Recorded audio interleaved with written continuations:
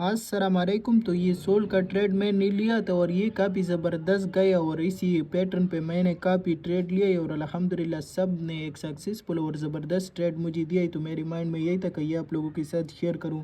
तो सोल का असल सीन यही था कि सोल एक ऑलरेडी एक खैर खाई बना कर के ऊपर आ रहा था एक्सटर्नल स्ट्रक्चर और इसका क्या हुआ, ये मार्केट ने एक हाई लगाए और ये मार्केट का प्रीवियस लो था। मार्केट वापस ये मार्केट ने खैर हाई लगाई तो खैर लो के लिए मार्केट नीचे आए। तो जैसे खैर लो के लिए नीचे आए और इधर मुझे ऑलरेडी पता था कि ये मेरे पास डिमांड जोन है क्योंकि प्रीवियस लो है।